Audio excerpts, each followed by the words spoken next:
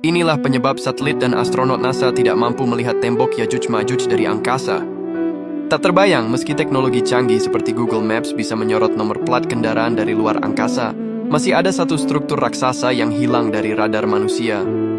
Struktur itu adalah tempat misterius dalam Al-Quran yang bernama Tembok Yajuj dan Majuj. Sebuah konstruksi masif yang secara logika seharusnya terlihat jelas, namun hingga detik ini, ia tetap menjadi misteri paling sunyi dalam sejarah geografi bumi. Dalam literatur Islam, tembok ini bukanlah sekadar dinding pembatas biasa. Ia adalah mahakarya teknik dari Raja Zulkarnain, seorang pemimpin saleh yang diberi kekuasaan menjelajahi dunia. Yajuj dan Majuj sendiri digambarkan sebagai dua bangsa besar yang memiliki kekuatan luar biasa namun sangat destruktif. Mereka sering melakukan perusakan di muka bumi. Untuk melindungi sebuah kaum yang tertindas, Zulkarnain membangun sebuah bendungan atas Sad yang menyumbat celah di antara dua gunung. Al-Quran dalam surah Al-Kahfi menceritakan proses pembangunannya dengan sangat detail. Dahulu Raja Zulkarnain tidak menggunakan semen atau bata, melainkan menggunakan potongan-potongan besi yang disusun setinggi puncak gunung. Struktur ini berisi tembaga panas yang dituangkan ke sela-sela besi tersebut. Hasilnya, terbentuklah sebuah dinding komposit yang sangat licin sehingga tak bisa didaki dan sangat kuat sehingga tak bisa dilubangi. Secara teknis, ini adalah perpaduan logam yang mungkin jauh lebih maju dari teknologi baja modern kita hari ini. Lalu di manakah lokasinya? Para sejarawan dan ahli geografi sering menunjuk ke arah pegunungan Kaukasus, yaitu pegunungan antara Laut Hitam dan Laut Kaspia, tepatnya di celah sempit yang dikenal sebagai Darial Gorge. Ada juga yang berspekulasi di wilayah Asia Tengah hingga tembok besar di balik pegunungan Ural. Namun anehnya, satelit NASA dengan sensor termal dan radar tercanggih sekalipun tidak menemukan sisa-sisa logam masif tersebut.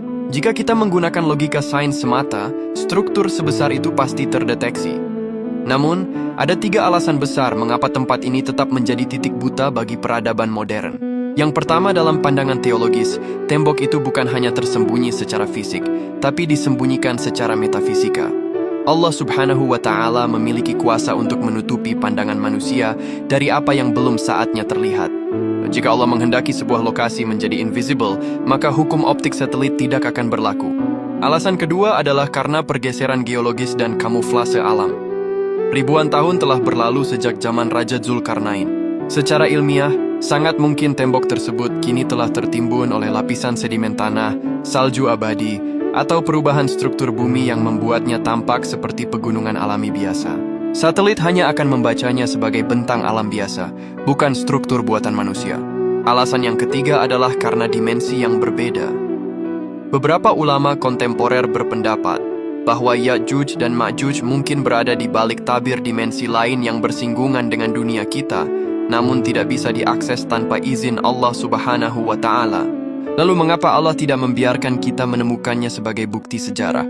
Alasannya yaitu sebagai ujian keimanan. Iman adalah tentang meyakini yang gaib. Jika tembok itu ditemukan hari ini, maka elemen percaya pada janji Allah akan hilang karena semuanya sudah menjadi fakta empiris. Tembok ini adalah saklar kiamat. Allah merahasiakannya agar manusia tetap dalam keadaan waspada. Al-Quran menyebutkan bahwa tembok itu akan hancur menjadi debu hanya ketika janji Allah datang, yaitu menjelang kiamat. Maha suci Allah atas segala ciptaan dan kuasanya. Allahumma sholli ala Sayyidina Muhammad.